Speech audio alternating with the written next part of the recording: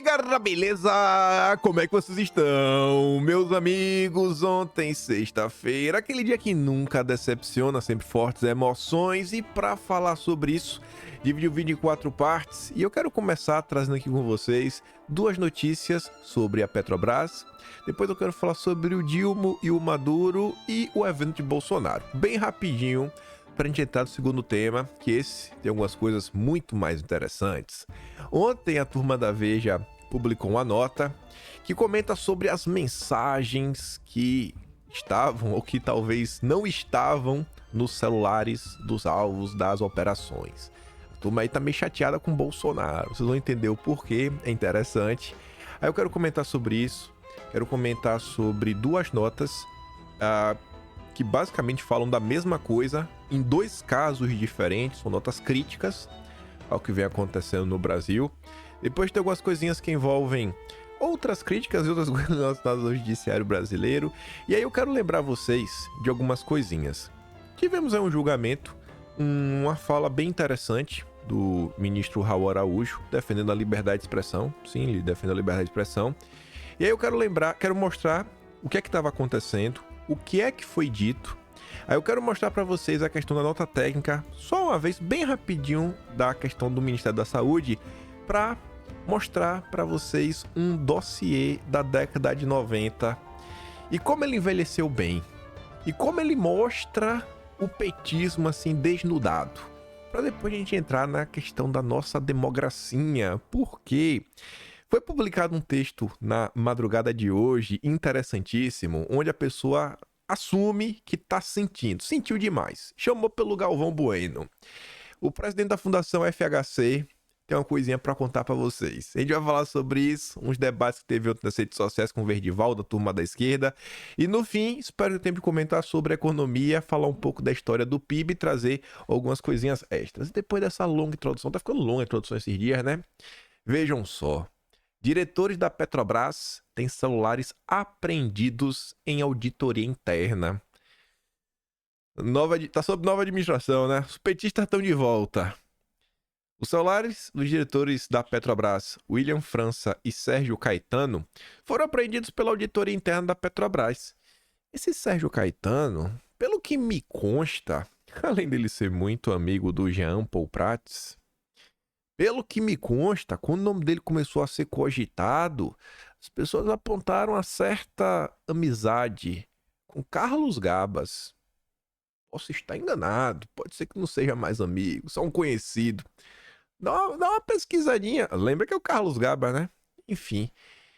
Aí em andamento, a apuração da assinatura de um contrato milionário que apresenta possíveis irregularidades com a empresa Unigel, a maior produtora latino-americana de acrílicos e estirênicos. Mas não deve ter nada demais, Com a abertura de um processo de investigação pelo TCU e o apontamento de uma possível participação dos diretores a fim de provar o contrato entre as empresas, o documento passa a ser investigado também pela auditoria interna da petroleira.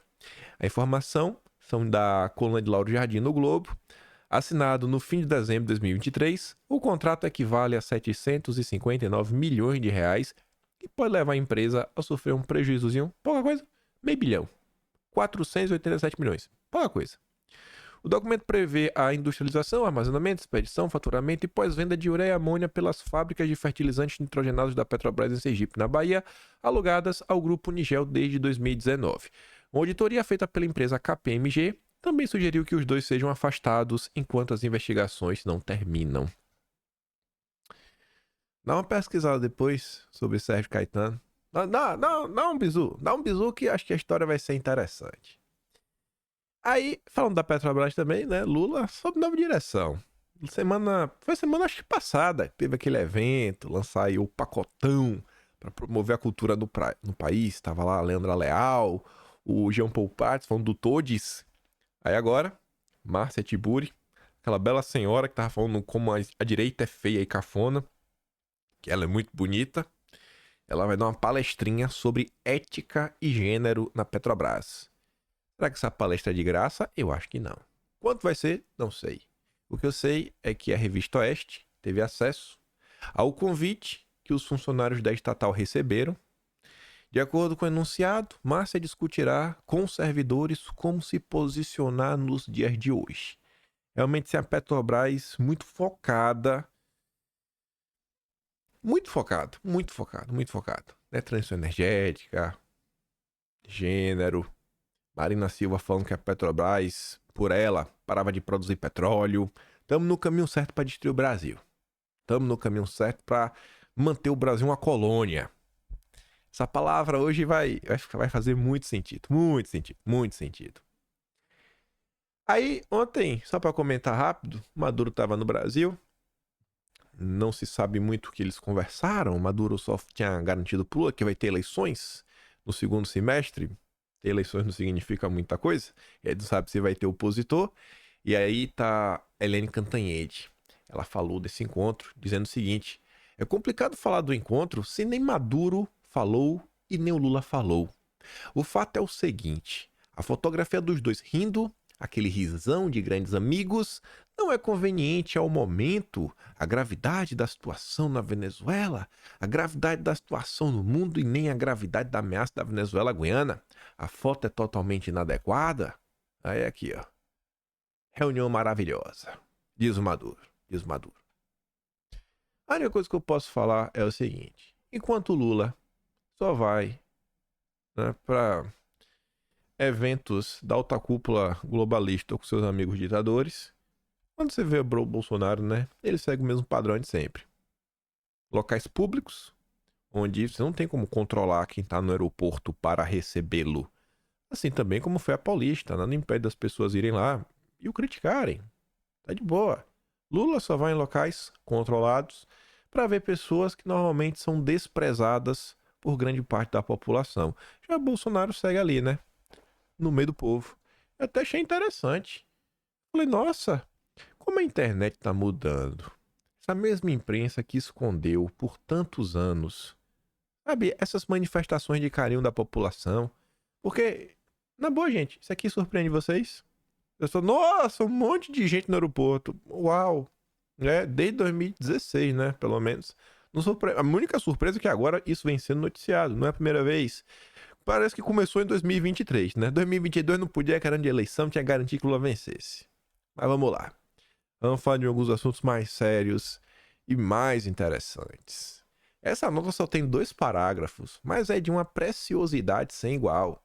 Essa nota vem na linha do que já foi publicado sobre o Carlos Bolsonaro na coluna do Lauro Jardim. Teve lá, né, a busca e apreensão.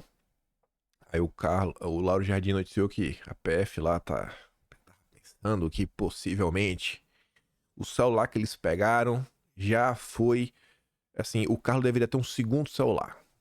Que obviamente não encontraram nada. Não encontraram nada no celular do Carlos. Não encontraram nada. É como assim, elas precisam ser culpadas.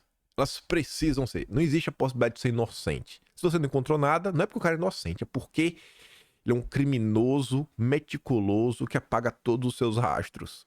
Aí depois da história eles requentaram, deram a requentadinha, né, bonitinha. Aí agora vem pra falar de Bolsonaro e de outras pessoas. PF relata ação típica de organizações criminosas de Bolsonaro e aliados. A corporação informou aí ao Supremo que o ex-presidente Jair Bolsonaro e outros investigados adotaram ação típica de organizações criminosas ao suprimir provas de atos ilícitos durante a articulação do golpe. Assim, não encontraram. Depois de periciar os celulares, os investigadores atestaram que o grupo investigado tomou cuidado de apagar o conteúdo de mensagens sensíveis. Eu gostei dessa palavra final, sensíveis. Não foi assim... Não tá, porque assim, podia ter falado, não, eles tiveram o cuidado de apagar mensagens. Aí você fala, nossa, apagar todas as mensagens. O celular não tinha nada, é bem suspeito. Só que quando você fala assim, ó, apagou as mensagens sensíveis, é como se tem mensagens, tem várias mensagens, só não tem a que eles querem. Só não tem a que eles querem, que eles queriam confirmar. É que não pode fazer nada, né? Não pode fazer nada. Não pode fazer nada. Deixa eu botar aqui a do Carlos Bolsonaro. Dá uma pausa aqui que eu sei onde tá. Foi nem o Lauro Jardim foi outra. Foi no Guilherme Amado, ó. Mesmo padrão, gente.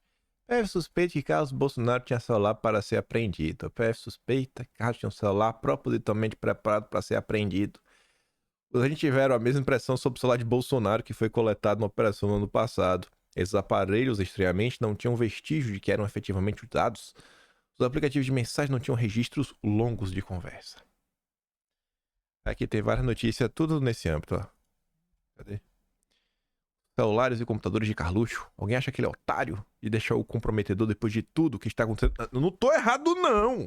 Lauro Jardim foi o primeiro. A primeira veio no dia 3. A primeira veio no dia 3. Aí depois requentaram. Aí veio no Guilherme Amado no dia 11. Pô, minha memória não é errada, não. Minha memória é boa. Minha memória é boa. Mas tá aqui, ó. Só... Aqui são várias notícias seguidas só de narrativas. Polícia Federal levou caneta espiã de Carlos, mas deixou pra trás um pendrive russo da corporação. Aí tem a história da coisa. É suspeito que Carlos tinha celular pra ser apreendido. O item apreendido com Carlos Bolsonaro que chamou a atenção da PF. Essa é outra nota. Outra nota. Essa aqui é o disquete. Não é o disquete? É isso mesmo. Os disquetes. Os disquetes de Carlos Bolsonaro. Aí tá a questão da minuta. As narrativas criadas. Que foi que o advogado mandou pra Bolsonaro. Aí tá ali o print. Quem mais? Aqui é só os petistas comentando. Bolsonaro defendeu o golpe sem armas, né? Narrativa maluca. A manchete. PF tem vídeo que Bolsonaro disse que iria entrar em campo com seu exército. Aí, como é a manchete e o que realmente aconteceu. Ali a fala completa, que inclusive tá na própria matéria da Folha de São Paulo. Eu vou entrar em campo usando o meu exército, meus 23 ministros. Né? Bolsonaro fala 5 palavrões a ministros em trecho de 35 segundos. Aí tá essa mesma coisa. Vídeo de reunião mostra o desespero do governo Bolsonaro, mas não é a principal prova, né? Toda hora vai, não vai. Aí tem a manchete da Veja que diz que, olha, o investigado pela PF no inquérito recebeu 239 mil. Aí no primeiro parágrafo já não é o investigado, é o investigado e a sua mulher. Aí tava lá os valores, que quando você divide, o Técio ganhava 13 mil, a esposa 8.500. Só isso. Mas eles pegam os dois valores, combinam, botam juntos, fingem que é uma pessoa só e não, ganhou. Ganhou. Narrativas para tentar incriminar. Bolsonaro enviou dinheiro ao exterior para guardar golpe, diz a PF. Tá na nota. Quem mais tem aqui? Aqui tá Bolsonaro com 200 mil. Jair Bolsonaro é o sujeito mais estúpido da história brasileira. É um texto do Mário Sabino criticando essa história dos 800 mil, que saiu no mês de fevereiro. Minuta do golpe. Deputados e senadores estavam na cena do crime. Sim, essa daí é só mostrando mais a narrativa, né? Porque tinha o prédio do PL que foi alugado para época da eleição e tinha pessoas que foram nesse prédio. Eles foram nesse prédio. O Marcel Van Hatten foi nesse prédio. Nossa, ligou pista. Tem que ser preso também. As narrativas malucas que criam. Milhões em conta de Bolsonaro viram um novo foco de investigação. Pronto. Aí quero investigar também o Pix, né? Pô, onde está indo esse Pix? Bolsonaro gastou o dinheiro que recebeu? Não pode? Ele não pode gastar o dinheiro que recebeu. PF contra espécie de diário do golpe na casa do Heleno. Saída recente de Bolsonaro do Brasil sem passaporte alerta para a PF. Super alerta. Bolsonaro pede passaporte de volta para ir no evento com o Trump. Procurador diz que a ação de Aras facilitou o movimento golpista. Valdemar fura voto de silêncio, fala PF e preocupa bolsonaristas. PF fica satisfeito com o depoimento de Valdemar. Lembrei essas duas notas. Essa nota do Guilherme Amado diz que o Valdemar falou. A nota da Bela Megali diz que o Valdemar não falou. Aí você fica aí, quem que tá certo dos dois? Lula também já ficou em silêncio em relação ao depoimento. Aqui foi uma crítica que o Guilherme Amado fez à esquerda. Fez o que não há razão para a prisão de Bolsonaro, com fala que é a fala do Temer. Tem até que mudar, tem que botar isso daqui no crítica. Esse aqui já deve ter mudado. Já deve ter mudado de tema. Já deve ter mudado, deixa eu ver. Já tá mudado, é isso mesmo. O do Temer é a primeira do Críticas. É porque como aqui tá no... Eu não botei... É porque aqui os slides já do que vai pro Atlas, né? Enfim. Ali ele tinha que ter dado uma quebrada. Se fosse vídeo, daria quebrada. Mas enfim. Como vocês perceberam, essas notas... Tem outras anteriormente. Tem narrativas criadas para tentar, né, criminalizar Bolsonaro, criminalizar os seus aliados, narrativas que não param em pé por parte da imprensa, coisas esdrúxulas, e você também vê foi fake news absurda, e mostrando, né, não só fake news assim absurdas, ele tinha um disquete, como também, olha, o Marcel Van Hatten estava no lugar, sabe? É um negócio assim que é ridículo. Então, isso vai estar um dos temas do Atlas de fevereiro, é pegar exatamente todas essas notícias, e o tema se chama Fake News e Narrativas Estapafúrdias. Acho que foi esse o nome que eu coloquei. Mas enfim, né? Parece que não encontraram nada. Terceira vez. É a mesma matéria. Começou com o Lauro Jardim, o Guilherme Matos ficou com inveja, aí agora foi a vez do Robson Bonin. 3 vezes a mesma matéria. A mesma, gente. É o mesmo tipo de conteúdo. Você vê um padrão? Aí, falei pra vocês que tinha 2 notícias iguais, mas de casos diferentes. Alguém ignorou o parecer da PGR contrário à prisão de empresários. Na sua decisão, a qual a Folha teve acesso, ele menciona que a PGR encampou apenas parcialmente a representação da autoridade policial, sendo contrária às prisões preventivas. A PF quer porque quer prender a galera. A PGR falou, cara, não tem pra quê. Quebra o sigilo, né? Telefone telemático. Prender, não precisa. Alguém tornou a conduta de ignorar a PGR quase uma praxe em seus inquéritos, no período em que Aras estava à frente do Ministério Público Federal. Advogados e especialistas em direito penal criticam a postura do ministro.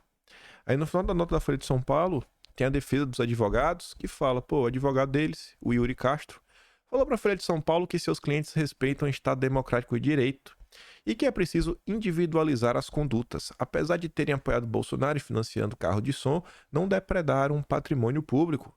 Ninguém de boa fé que participou da manifestação saberia dizer que aquilo culminaria num futuro, né, com depredação deplorável. Eu acho que ninguém esperava que ia ter um quebra-quebra.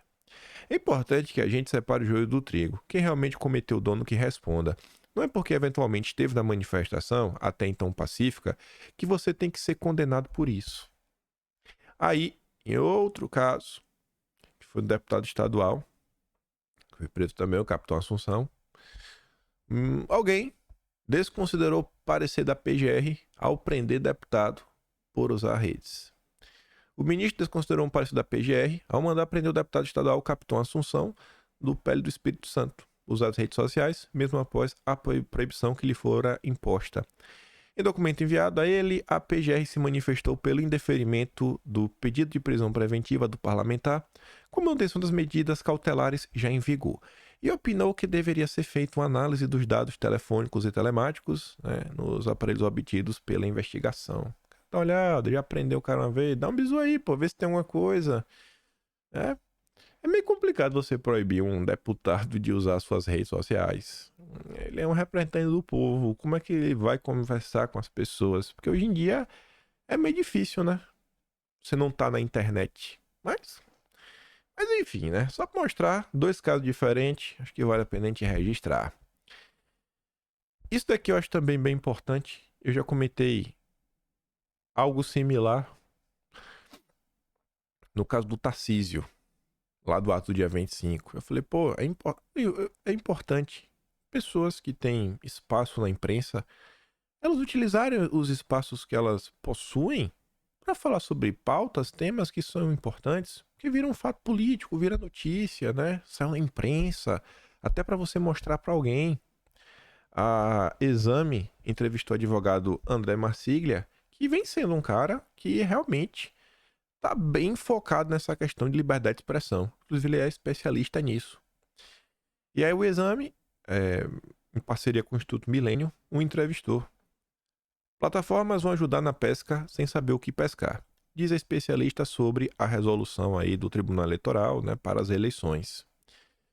Conversamos com André Marsiglia, advogado constitucionalista, especialista em liberdade de expressão. Para ele, a resolução é problemática porque impõe às Big Techs um poder de polícia para fiscalizar e gerenciar conteúdos antidemocráticos e desinformativos, sem que tais conceitos estejam definidos juridicamente. Mas ainda que não fosse, a Corte não pode criar normas sobrepondo-se à legislação eleitoral e a projetos de lei em debate no Legislativo. Aí a turma pergunta, Como você analisa, né, a capacidade e autonomia da Corte em estabelecer normativas que impactam a conduta das plataformas digitais e a disseminação de informações em períodos eleitorais? Qual a importância desse equilíbrio entre a autonomia da Corte e a representação democrática via Congresso Nacional na formulação de políticas que afetam a liberdade de expressão e a integridade eleitoral? O Marsiglia responde: é uma ilusão infantil acreditar que fake news serão erradicadas, que só a verdade prevalecerá nas eleições. Nunca foi assim, nem será em parte alguma do mundo e da história. Então estamos diante de uma pesca em que se escolhe o peixe, talvez pela cor, pelo tamanho, pelo gosto. Pior, a resolução impõe às Big Techs um poder de polícia para fiscalizar e gerenciar conteúdos antidemocráticos ou desinformativos, sem que tais conceitos estejam definidos juridicamente. Se aparecer alguém de esquerda defendendo a ditadura do proletariado, isso é antidemocrático? O que é que vai acontecer? Se aparecer alguém de esquerda defendendo o grupo H, lá do Oriente, isso é permitido? Isso é democrático? Como é que vai ser? Onde são os limites? Ou seja, as plataformas vão ajudar na pesca sem saber pescar ou o que pescar. Óbvio que o resultado será censura. A Corte, nestas eleições, terceiriza as plataformas da censura. Depois, ele é questionado sobre a questão do Congresso. Cara, não tem um caminho aí para o Congresso, para a Corte, eles trabalharem juntos? O que eu achei interessante da resposta dele é porque ele lembra uma coisa muito importante, que não dá para cobrar assim que a todo custo que os nossos deputados resolvam, porque passa por ter maioria na casa. Mas é um ponto que a gente tem que realmente olhar para o futuro e ir em busca disso em algum momento. É lembrar que o legislativo, como ele fala ali, ó, a regra do jogo parece clara. Os tribunais dão ao Congresso a chance de legislar. Se não fazem, as cortes acabam por fazer o trabalho. O problema é que o legislativo não serve apenas para aprovar leis, mas também para impedir que as que sejam contrárias ao desejo da população. O Congresso brasileiro também tem essa prerrogativa, mas não a exerce. O Congresso que a gente tem hoje, eu acho que ainda está muito aquém. Muito aquém. E não é só em relação a decisões, porque um outro poder tomou, porque o Lula fez isso, porque alguém no judiciário. O próprio poder legislativo, às vezes, entra umas discussões que você vê que não tem nem resistência. Vamos pegar um exemplo? O crédito de carbono. A gente passou no Senado de forma unânime, com voto de senador bolsonarista. Sabe? Foi de doer. De doer. Então, assim, às vezes também o legislativo, né, tem que dar uma maturada e amadurecendo, pegando a visão mais de alguns assuntos. Existe também essa função. Não é só aprovar leis, mas também barrá-las. Aí, legislativo, né, versus judiciário, leis, descriminalização do orégano. O judiciário é chamado a agir por falta de políticas públicas, diz o ministro Luiz Edson Fachin. O judiciário é chamado a se manifestar, né, sobre essa pauta por falta de desenvolvimento de políticas públicas e a falta de saídas que o próprio espaço da política tem encontrado para essa matéria. Até o momento já tem 5 votos, tá 5-1. Só precisa de mais um voto para estar liberado. Às vezes não decidir já é a decisão, né? Às vezes não tem medida porque a turma acha que o jeito que tá bom. Às vezes a sociedade, como todo, acha que nada deve ser, não deve continuar do jeito que tá, talvez até endurecer. Talvez a sociedade pense assim, né? Mas não cabe a nós decidir, só aqui informar. Aqui é uma coisa que também que é só critério de informação.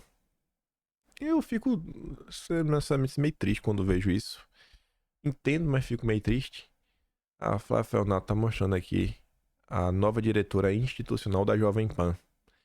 Aqui a foto aqui embaixo da lâmpada direita é o Edinho Silva, mão de arma do Carlos Gabas, muito próximo da Dilma, do Lula, o Haddad, ministro supremo Flávio Dino.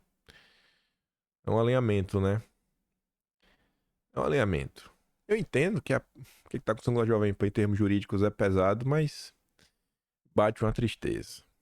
Espero que eles consigam resolver a situação deles.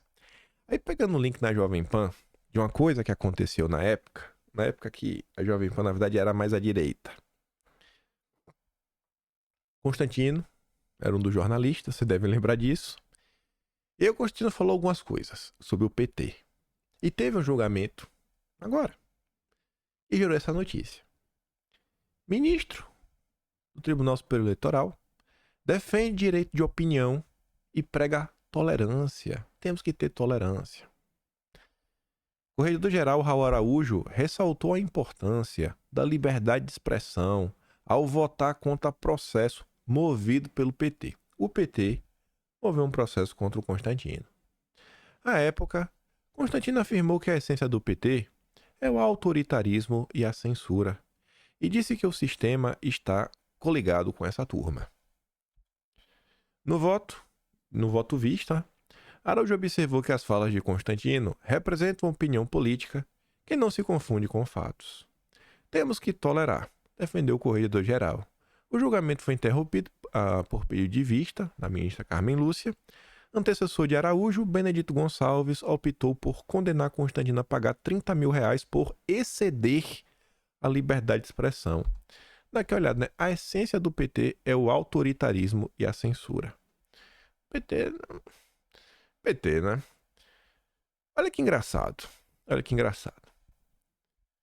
não vou trazer a nota. Eu falei que iria comentar rapidamente sobre isso. Anteontem, a Anísia Araújo, a ministra da Saúde, suspendeu uma nota técnica do ministério dela que flexibilizava ainda mais o meu corpo, minhas regras. Sofreu duras críticas.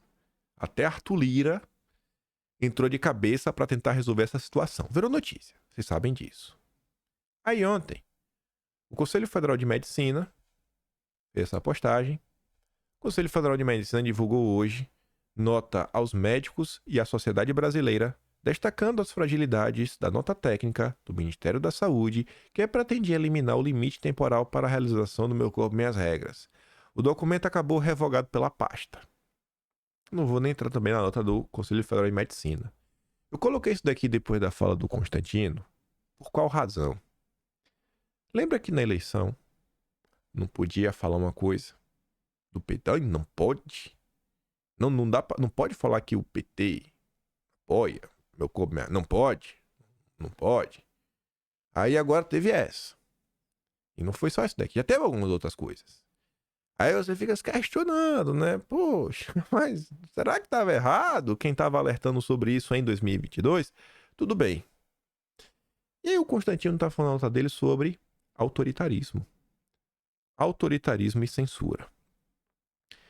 Eu acho que tem uma coisa que ninguém nega. Se bem que vai ter gente que vai negar, porque já vimos, inclusive em 2022, vídeos do Lula, ele falando com sua própria boca que não pode usar esse vídeo. Não pode usar, porque ele não falou isso, mas talvez não pode. Então não é tão óbvio que é isso. Mas acho que vocês vão concordar comigo que o Foro de São Paulo existe, que o Lula estava no Foro de São Paulo, no evento do ano passado, que ocorreu no Brasil, falou que tinha orgulho de ser comunista. Lembra disso? Espero que você lembre. E por que eu tô fazendo essa mini introdução? Sempre gosto de ir no Arquivo Nacional, dar uns bizu. Aí tô estudando as coisas, tentar entender o Brasil. Achei esse dossiê de 21 de setembro de 1998. Fala do Foro de São Paulo. Olha só. Confidencial. O Comitê de Organização do Movimento de Solidariedade Ibero-Americano, o MSA, em Porto Alegre. Atividades de Vitor Grunewald. Nome difícil, mas enfim. Ele, engenheiro mecânico, filho de... tem lá o nome do pai, etc. Tudo mais. Tem um monte de dado do cara. Né? Tem até o nome da esposa. Ele, o Vitor, é membro no Brasil do Comitê Organizador do Movimento de Solidariedade Ibero-Americana, MSA, utilizado como escritório de representação sua própria residência. O Vitor tem comparecido periodicamente, desde 1993, na sede da Federação da Agricultura do Rio Grande do Sul e no escritório da União Democrática Ruralista do Rio Grande do Sul, onde distribui os boletins mensais de sua organização e mantém conversações com as lideranças daquelas entidades com a finalidade de angariar filiações e propagar o pensamento do MSA. O MSA é o movimento do Lourenço Carrasco, já o Luiz Lino, a Silva Palácios, que é a turma do Lindo Larouche, que eram aquelas ideias que o Enéas botava para frente. Aí, olha que engraçado. Vocês vão entender agora por que eu fiz esse resuminho, por que eu coloquei isso após a fala do Constantino e falei, olha, em 2022 não dá para falar isso, veja o que o Ministério da Saúde do Lula fez. Vitor atualmente responde a inquérito policial. O inquérito? Tá no inquérito, hein, Vitor? 98.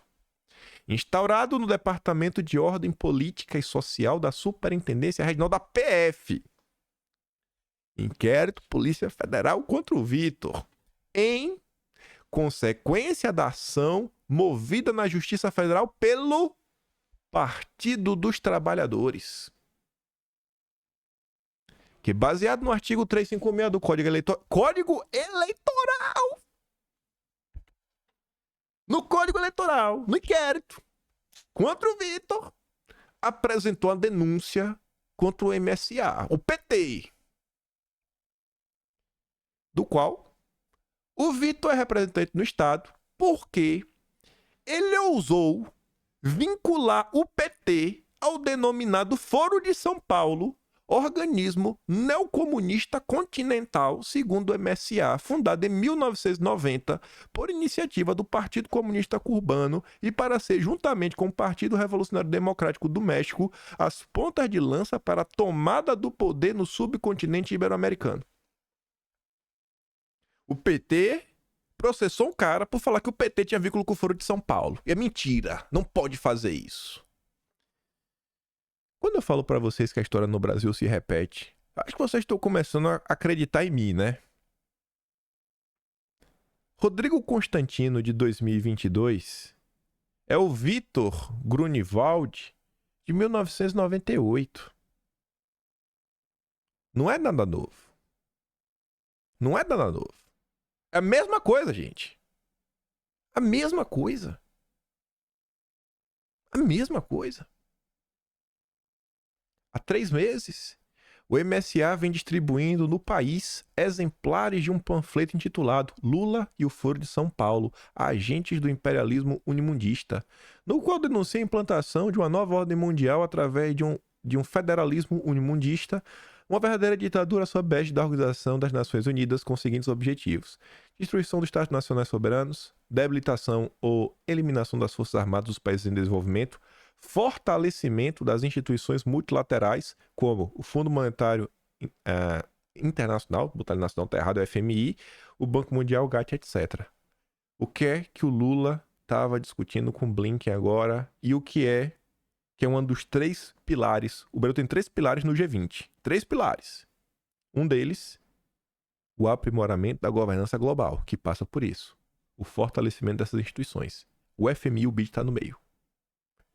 O Brasil de 2024 é o mesmo Brasil de 1998. Por isso que eu tô realmente falando para vocês, empenhado em entender o nosso país. Por isso que eu falo que também os nossos deputados, eles precisam entender um pouquinho mais da coisa. Tem que sair dessa camada mais superficial das críticas, da notícia do dia. Até porque eles são deputados, eles podem propor leis, eles têm um nível e um acesso, uma capacidade de ação muito maior do que nós. Então, se você não entende os problemas que o país vive, às vezes você quer reagir a uma coisa, mas você... Vou dar um exemplo de uma coisa muito absurda que eu não sei se vocês vão entender. Mas acho que todo mundo sabe um pouco de aparelho que coloca no dente. Quem já colocou, conheceu quem colocou, mas enfim, o aparelho, o osso humano ele tem a capacidade de se moldar. Então, o aparelho, em tese, você vai mexer no dente e você coloca. O dente fica no lugar. Só que depois que você tira o aparelho, normalmente o dente dá uma entortada. Porque ele volta, ele tem uma memória. Então, o pessoal bota uma retenção. o dente ficar no lugar. Mas se tirar a retenção, o dente entorta. E aí, existe algumas linhas dessas discussões, isso pode ser aplicado para o problema de saúde, que fala o seguinte: você não pode só tratar essa questão, você tem que entender qual é a causa do problema. Porque não adianta você tem que entender, cara, mas por que entorta? A pessoa morde torto, a pessoa, sei lá, arranja o dente de noite, o que é que ela faz? Você tem que tentar compreender um problema, às vezes é mais complexo. Às vezes, para você resolver um probleminha, não é botar o aparelho. Às vezes, você tem que pensar em outra coisa, que vai ser... Às vezes, o cara tá botando o aparelho porque tá sentindo dor aqui. Bom, o cara come muito quebra-queixo. Para de comer quebra-queixo. Para de comer comida dura. Come uma comida mais mole. Deixa de ser um miserável. Cozinhe mais a sua carne. Às vezes pode ser isso. Às vezes ele nem tá preocupado com a estética. Ele tá preocupado com a dor na articulação temporomandibular. Também, assim, né? Mas acho que vocês estão entendendo o meu ponto. Gente, as coisas se repetem. A mesma coisa que fiz. Então, a questão do Constantino, você vê Código Eleitoral, PT, inquérito, Polícia Federal. Ai, como assim você me acusa de ter vínculos com o Foro de São Paulo?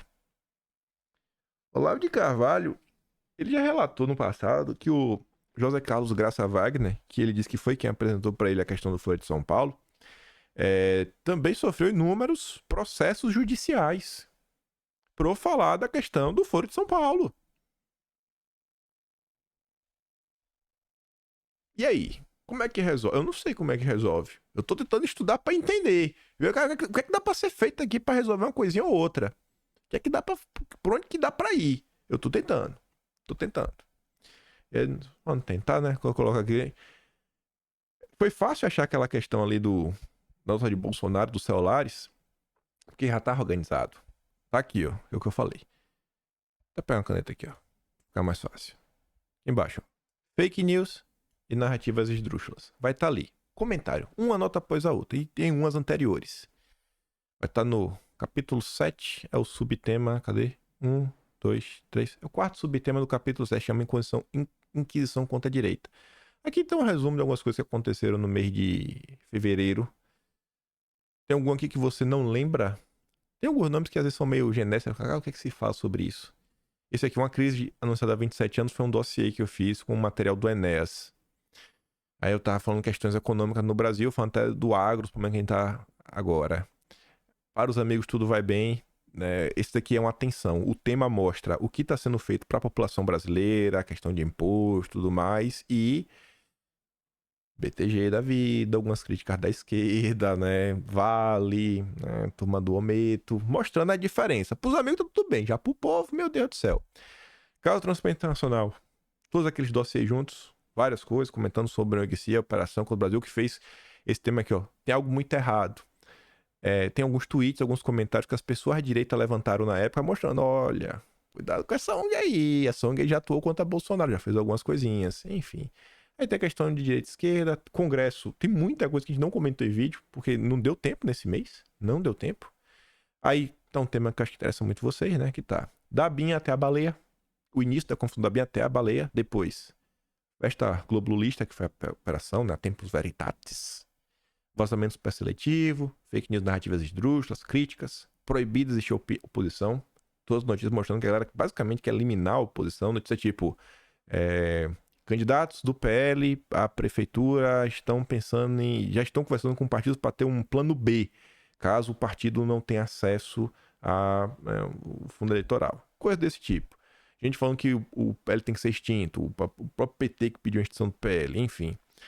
Sabotagem internacional, notícias mostrando aí a ação do amigo Biden e sua turma. O episódio do Mangabeira, que registrar, as coisas do 8 de janeiro. O ato do dia 25, eu ia botar ali dentro, mas foi tanta coisa. Eu botei um capítulo só para falar do ato do dia 25. Todas as notícias da convocação até o dia antes do ato. Tá no primeiro tempo, preparação para o ato. O tamanho do ato vira debate. Os embates tiveram pelo tamanho. Foi grande, foi pequeno. Os impactos do tamanho, né, as hipocrisias da esquerda. Esquerda e consórcio de negação. Repercussão internacional. Reação do establishment. A esquerda expõe o seu ódio. Caso do jornalista internacional. Sabe que caso é esse, né? Sérgio Tavares. Enfim... análises importantes. Aí, tudo ligado à questão internacional, os dossiês históricos do mês passado, Dudulis, Ibaites, SD4, CPI da Globo, Enéas, Lula e Soros, que é aquela denúncia lá da carta que o Lula assinou em quanto foi? 98. 98 que assinou a carta. E diversos, né? Carnaval, escândalo do Marajó, Wokes, regulação das redes. E o último é interessante, que foi umas coisas que eu falei em vários vídeos. Opiniões que tem dono em preço. Que eu mostrava. Olha essa opinião na Folha de São Paulo. Olha quem tá pagando para publicar essa nota. Olha a relação. Aí depois notas com o seguinte. Fundo Brasileiro de Segurança Pública. Acho que é Fundo Brasileiro. O primeiro é fundo. Mas enfim. Aí eu mostrava, olha, esse grupo, abri o site do grupo, olha esse grupo, no site do grupo tá falando, fomos criados graças à Open Society Foundation. Será que dá pra levar essa opinião a sério? Ou essa opinião tem preço? Então são várias notícias assim comentando. Aí tem a questão do CFR, do Rockefeller, enfim. Esse daqui será o Atlas de fevereiro. O de janeiro tá basicamente concluído, dia 15 agora é publicado. Vamos trabalhar, né? Mas vamos lá. Continuando a falar da nossa democracia. Acho que nem vai dar pra falar do PIB hoje. Tava passando ontem e vi esse tweet aqui, né? O Verdivaldo sendo compartilhado pelo Paul Joseph Watson, um cara grande aí, um cara de direita. Eu pode ter apagado o outro, né? Porque eu botei aqui pequenininho em inglês só pra mostrar que era o original. Aqui tá a tradução. O Verdivaldo fala, ó, sobre a questão da liberdade de expressão, da censura online e do Brasil. É isso que se vê tentar assistir a qualquer programa ou vídeo no Rumble enquanto estiver naquele país e sem usar VPN. Isto se deve a um fluxo praticamente interminável de ordens de censura isentas de devido processo por parte do Tribunal Superior. Depois de toda a histeria sobre... Aí, o que o Verdivaldo fala. Aí o Paul Joseph Watson, ali, Paulo José. O Paulo José, pronto. Paulo José deu um RT no Verdivaldo e disse: depois de toda a histeria sobre Bolsonaro ser um perigoso autoritário de direita, só se transformou no verdadeiro inferno autoritário depois dele ter saído do poder. O autoritarismo só veio quando Bolsonaro saiu. Ah, hipocrisia no Brasil. Aí nessa postagem do Verdivaldo surgiu esse perfil. I am Briggs. É um perfil de um brasileiro. Mandou essas mensagens tudo. Aqui tá as originais em inglês. Eu vou olhar a tradução já no português, né? Esse perfil primeiro mandou uma mensagem lá pro Verdivaldo, falando no Brasil, Bolsonaro, golpista, blá blá, pipipi. Aí o Verdivaldo deu logo o enquadro. Falou assim, ô irmão, vê só. A CIA veio ao Brasil em 2022 para deter Bolsonaro. O Biden, WH, é o White House, né? Ele tá falando, na Casa Branca, não escondeu seu apoio a Lula e seu desejo que ele vença. Você tá do lado do governo americano. E ambos são apoiadores autoritários da censura, como o ex-ministro da Justiça Michel Temer. Aí o perfil fala o seguinte, ó, Verdivaldo, a CIA sob o comando de Biden evitou um golpe militar no Brasil que levaria este país a uma batalha terrível. Milhares de pessoas perderiam suas vidas. Gente, imagina o que passa na cabeça de um cidadão como esse, que acha que no Brasil ia ter uma revolução que você... Meu Deus do céu. As pessoas não estão vivas para contar a história. Como isso poderia ter sido ruim? E ele coloca até a notícia do Foreign Policy, com a pressão dos Estados Unidos, ajudou a salvar a democracia do Brasil. Aí o Verdivaldo fala, então, portanto, não finja que odeia os Estados Unidos e se opõe ao controle do Brasil pelos americanos, quando na verdade você está grato ao Biden por apoiar Lula e enviar sua CIA ao Brasil para fazer o que você acredita serem coisas boas. Como eu disse, você tá do lado dos Estados Unidos, da CIA. Aí vem lá de novo, o chato. Por que, Glenn? Uma coisa não exclui a outra. Posso odiar o Império Americano e desejar todos os dias que ele derreta como água, mas ao mesmo tempo escolher o que é o melhor para o Brasil e para o meu povo. E neste momento, Lula está muito melhor do que uma ditadura militar. Aí o Verdivaldo fala, você é apenas um falso radical, fingindo odiar os americanos enquanto se ajoelha de gratidão aos Estados Unidos e à CIA por terem vindo ao seu país. Você é um líder de torcida do imperialismo norte-americano e não oponente dele. Aí vem lá o lacrador. Às vezes, você tem que sair com lobos para aprender a caçar. Aí você vai dar uma olhada. Eu fui olhar. A biografia desse cara, além de ter a bandeirinha que também tá no título, Lute, lute, até destruirmos o império. Lute, lute, até destruirmos o império. Pronto, ele tá agradecendo o império, que o império ajudou a derrubar Bolsonaro. Essa é a esquerda que fingia ser anti-imperialista, mas tá de joelhos. Aí pra você ver como estão as coisas no Brasil, né? A hipocrisia que tomou conta da esquerda. E o Verdivaldo pegou na ferida. Lucas Paulino. Direitor não sei assim, né? Do direito. A verdade que muitos esquerdistas não enxergam é: Putin se relacionaria muito bem com o Bolsonaro caso ele tivesse tido sucesso em dar o golpe. Já Biden, apesar de toda a sua miséria moral em relação ao Oriente, agiu ativamente para o fracasso do golpe no Brasil. Vocês estão entendendo o nível que as coisas chegaram? A turma tá levantando as mãos para os céus e agradecendo interferência internacional no Brasil. Agradecendo pela interferência internacional no Brasil. Mas, querendo ou não, ele tá chamando a atenção, falando, pô, a verdade é que muitos esquerdistas não enxergam. Porque, por mais que eles sejam um grupo de hipócritas, eles ainda continuam nesse papo. Não podemos ser colônia. Temos que derrotar o imperialismo. Tem essa discussão, mas a maior parte é gado. Passa pano por qualquer coisa que o Lula fizer. Só que na esquerda, e eu venho mostrando para vocês, existem pessoas que vêm fazendo realmente críticas bem contundentes ao Lula.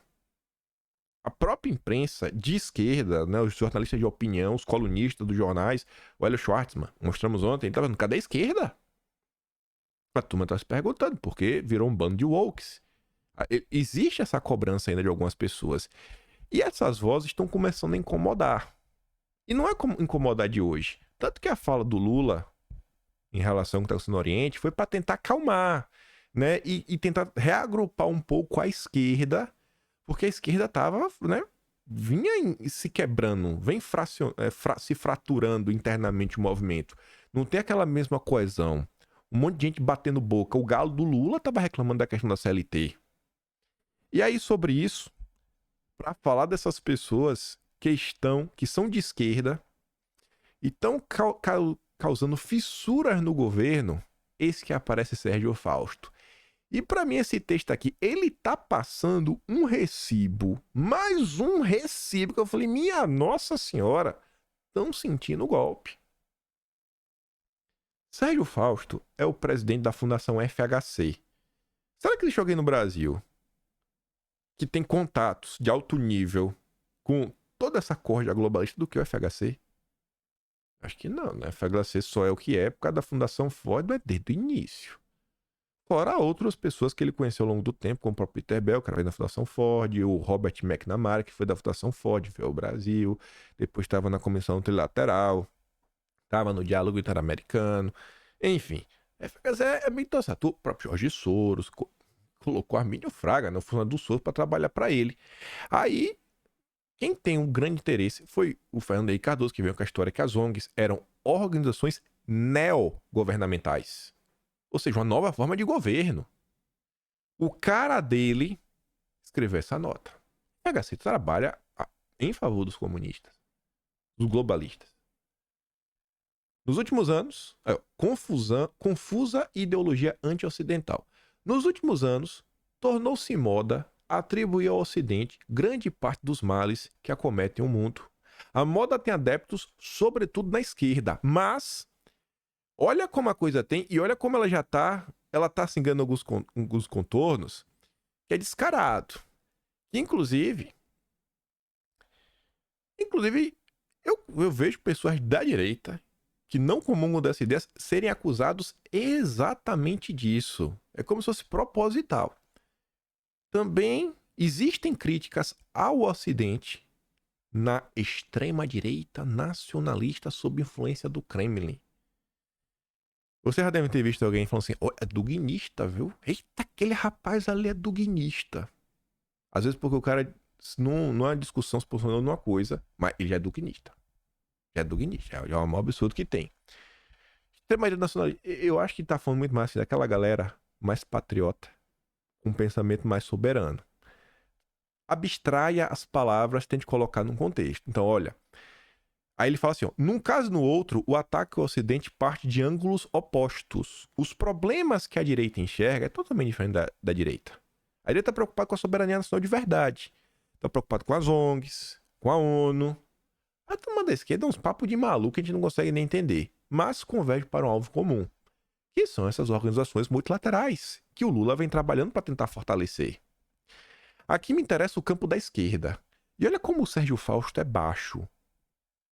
Mal ou bem, com muitas contradições, é no campo da esquerda que se situaram forças que desde a Revolução Francesa impulsionaram conquistas civilizatórias da humanidade? O bem só está na esquerda, só existe bem na esquerda. Nele está a nova geração de ativistas, ainda em formação, com energia para levar adiante, atualizando o legado de gerações anteriores? Por isso, preocupa ver que ela se encanta com a confusa ideologia anti-ocidental que bateu asas a partir de uma vertente respeitável das ciências humanas, o decolonialismo, que é trabalhar para deixarmos de ser uma colônia.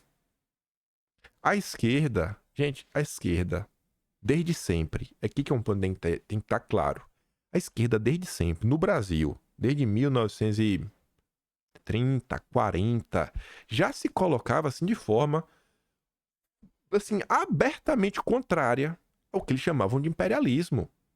E o que o Sérgio Fausto está chamando de Ocidente, ele está chamando, na verdade, globalismo. É a ONU, é o FMI, é o BID, é o Partido Democrata, são as ONGs, é isso que ele chama de Ocidente. Isso que ele está chamando de Ocidente. A esquerda, ela foi, né, se modificando. Mas ela não se modificou por completo. Ainda existem algumas vozes. E essas vozes estão ressoando, estão ganhando força. As críticas ao Lula estão aumentando. Então ele está entrando no campo para falar, essa galera tem que ser, né, excluída do debate público. Essas pessoas não prestam. Eles são malvados. Para os adeptos do decolonialismo, o Ocidente não seria a revolução científica, o iluminismo, as revoluções americana e francesa, a democracia e os direitos humanos, e sim o colonialismo e a escravidão, que sob novas formas continuariam a ser os fatores principais da opressão no mundo contemporâneo. Não é isso. As pessoas, elas, eu acho que na verdade elas conseguem observar e falar assim, ó, irmão, o Ocidente que eles estão falando é esse aqui, ó, é o que eles estão falando aqui, ó. Essa sabotagem que ele faz aqui. Em termos de direita, a direita está preocupada com crédito de carbono, transição energética, com toda essa agenda ESG. A esquerda não sei o que é a preocupação da esquerda. A esquerda não faz ideia. O erro dessa visão é supor que um processo histórico tão complexo e longo quanto a modernidade ocidental possa ser compreendido em um bloco submetido a um juízo moral condenatório com base na ideia de que a parte boa nada mais é do que uma ilusão a encobrir a parte má, né? É verdade. E nisso o decolonialismo está coberto de razão, que a Europa se serviu da ciência e da tecnologia para conquistar territórios, submeter frequentemente escravizar populações autóctones da África, América e Ásia e da distorção das ideias iluministas para justificar o empreendimento colonial, primeiro a expansão imperialista, depois teorias absurdas e objetos de superioridade. O fato de que a generalização dos valores liberais democráticos ainda hoje seja parcial, ou seja, não existe um domínio total dentro da esquerda da agenda woke. Não está sempre sendo globalista. É mais uma razão para reafirmá-los. Sobretudo no momento histórico em que as forças obscurantistas e reacionárias ganham terreno em todas as partes do planeta.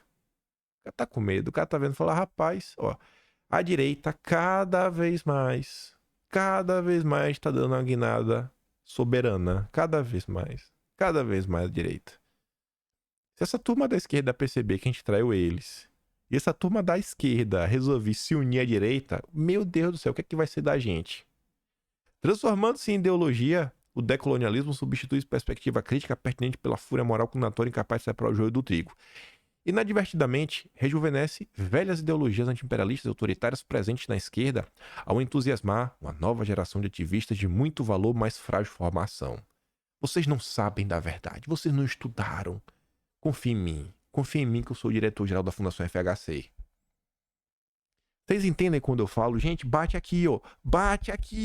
Lula vassalo do Biden.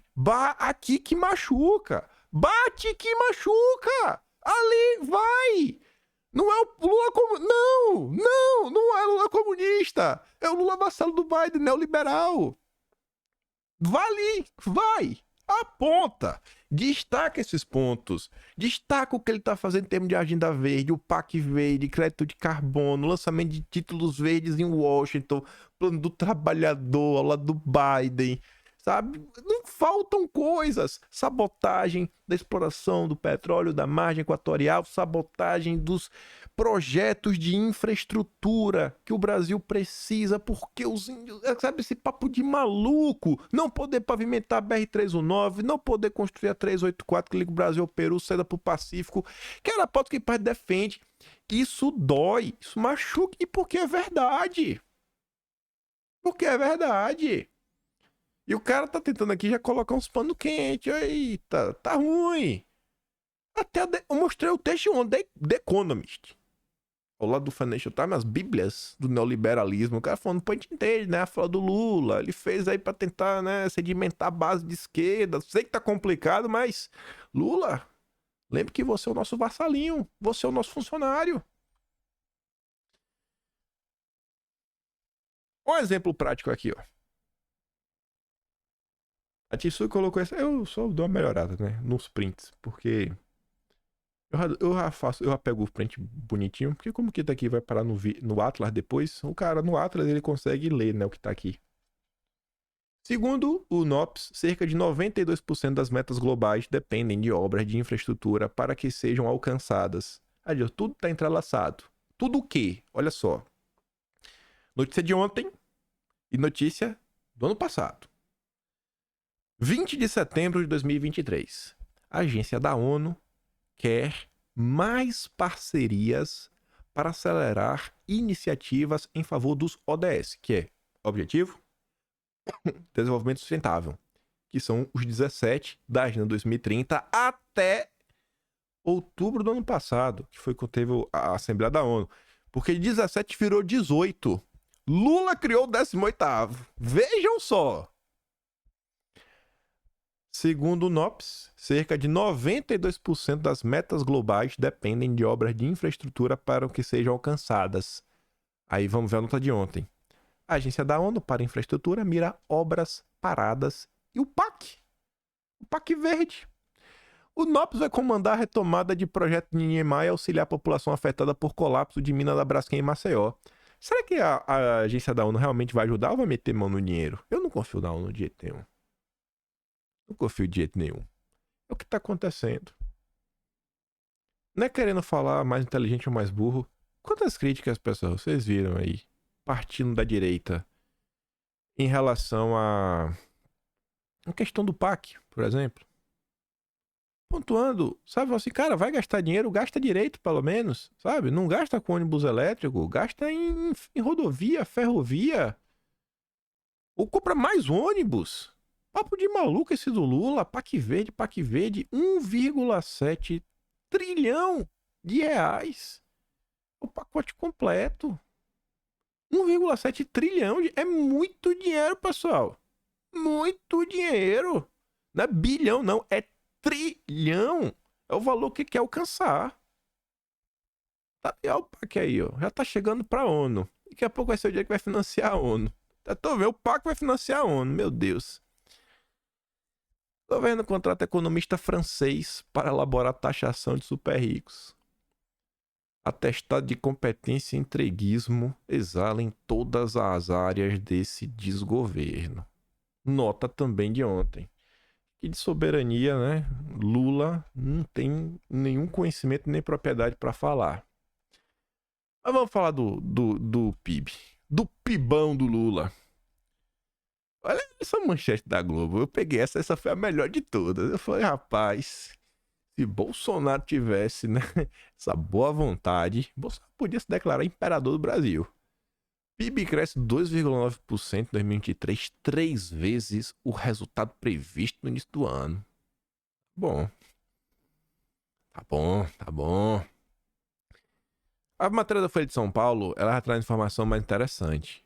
O PIB cresceu 2,9% na média, quando você bota tudo junto. Quando você olha os setores, você divide em setores, agropecuária sozinha foi 15,1%. Setor de serviços, 2,4%. Já a indústria, 1,6%. Aí veja só. Dados mostram PIB forte, mas confirmam tendência de desaceleração em 2024. Qual o problema aqui? O crescimento, tanto no terceiro quanto no quarto trimestre, foi zero. O PIB só cresceu no início do ano. Mas foi o Lula, não é o resquício do governo Bolsonaro. Entre os fatores que ajudaram a manter a atividade aquecida no ano passado estão o agronegócio, que avançou 15%, e as exportações com alto 9,1%. Mas nenhum deles deve se repetir. Aí, você vê, né, tu até comenta, né, bota ali, ó, Lula comemora crescimento de 2,9% do PIB, mais do que o previsto. A Etsuki bota a nota também do UOL. IBGE revisa para baixo dados trimestrais de 2023 e agora aponta estagnação no terceiro trimestre. Ela fala, olha, terceiro e quarto semestre estagnados. Obrigado, Bolsonaro. Só cresceu no primeiro e no segundo. Aí tá aqui a imagem, né, para ficar mais fácil de entender. Gente, primeiro trimestre tá pegando a rebarba aí do governo anterior, né? Convenhamos. Aí vem o segundo. Terceiro e quarto. O Brasil parou. Parou. Foi pra lugar nenhum, parou. Paradinho. E aí? E isso daqui num cenário que a Veja tá falando, olha, não deve repetir. Por quê? Primeiro, o agronegócio não vai ter esse pibão. O agronegócio, na verdade, vai ter uma queda gigantesca em relação ao ano passado. Você vê aqui, ó. A economia do Brasil estagna à medida que os gastos do consumidor e a produção agrícola diminuem. Vai dar ruim. A agropecuária registra menor número de trabalhadores desde 2012. Nunca teve tão ruim. Petrobras aumenta preço de querosene de aviação entre 8% e 8,5% a partir de hoje, dia 1º, no caso ontem. A Amazônia do Diesel. A participação dos gastos com combustível na composição dos custos das empresas é de 41%. Fonte anual do transporte aéreo 2022.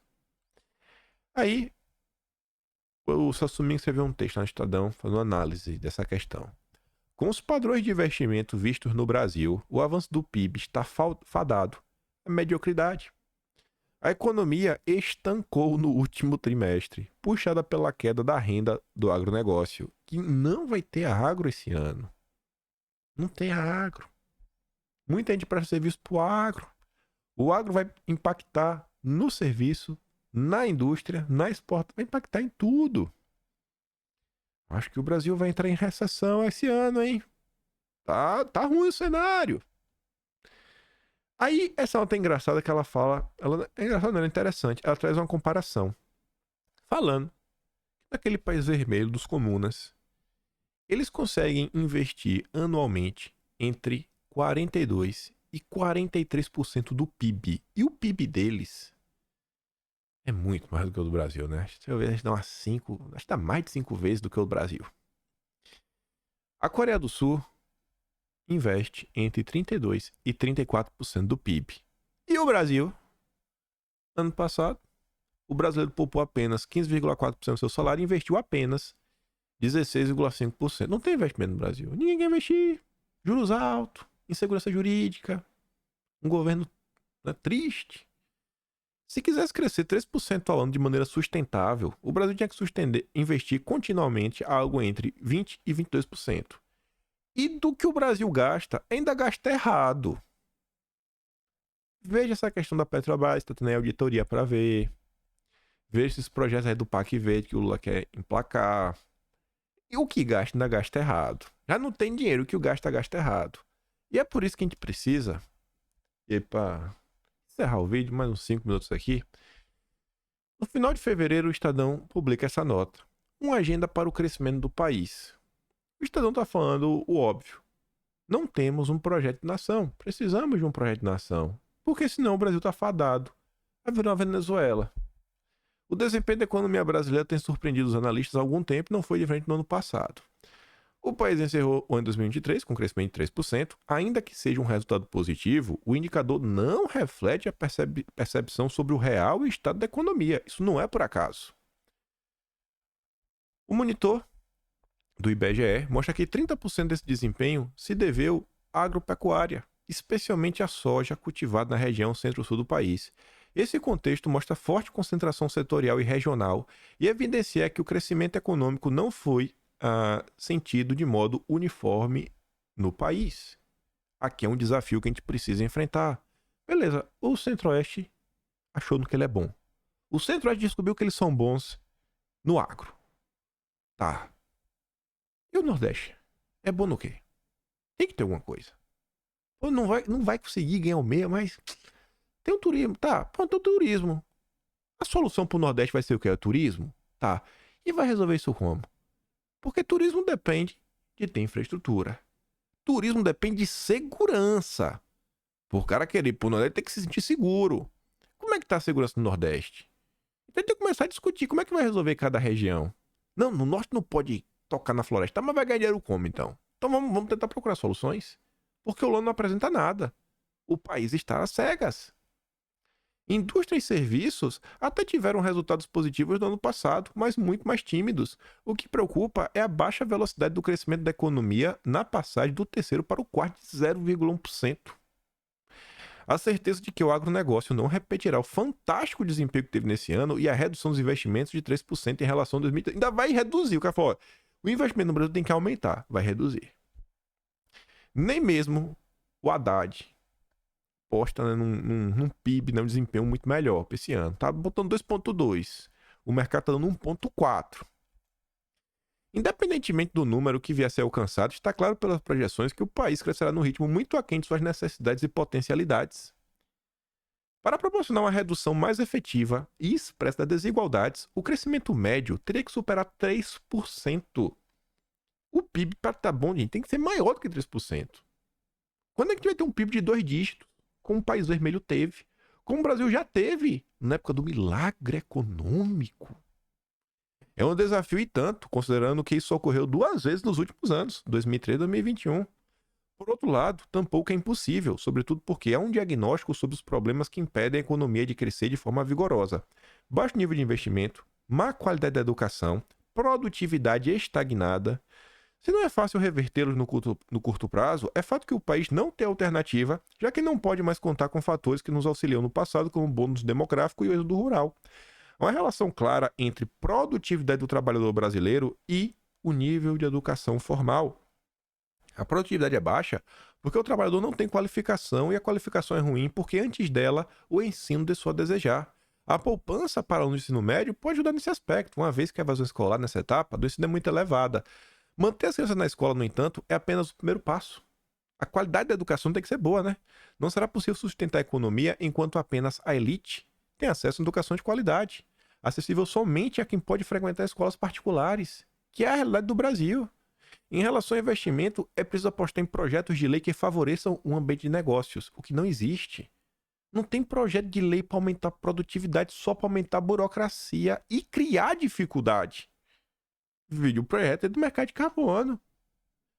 Com a infraestrutura sofrível, investimentos que mal cobrem a depreciação e a manutenção dos ativos, o país não pode se dar o luxo de flertar com a insegurança jurídica e a revisão intempestiva de contratos. A promulgação da reforma tributária pode contribuir para estimular investimento de médio a longo prazo. Só que gastar melhor e naquilo que realmente importa talvez seja maior e o mais urgente dos nossos desafios. E estamos entregues à própria sorte no que depender do governo Lula.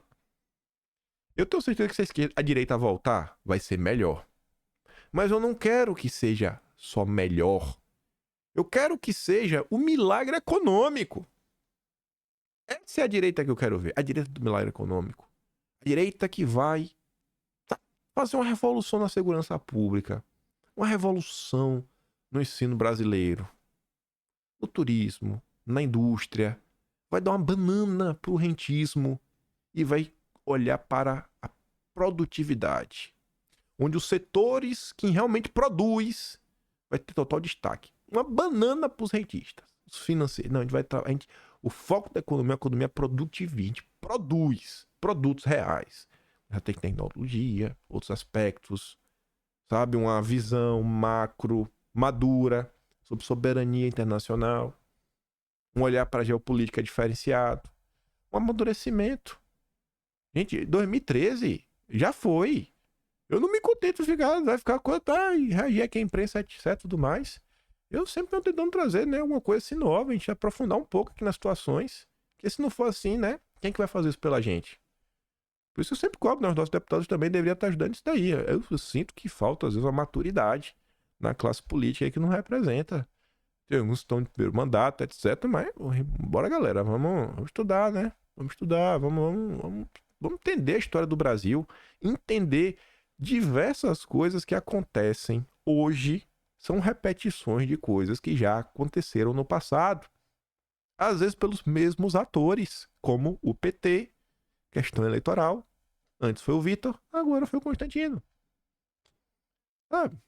Eu pesquisei sobre esse Vitor, eu acho que eu encontrei ele. Eu vi um senhorzinho que também é engenheiro mecânico, mas não tá nas redes sociais conhecidas, né? Não encontrei nenhuma postagem também. Acho que ele deve ter sofrido tanto na vida, tanta perseguição, que falou, cara, sabe, cansei. E o engraçado que eu fiquei pensando, né? Tentando me nutrir de esperança. Falei, pô, esse bicho tava lá no Rio Grande do Sul, levando essas ideias pra frente.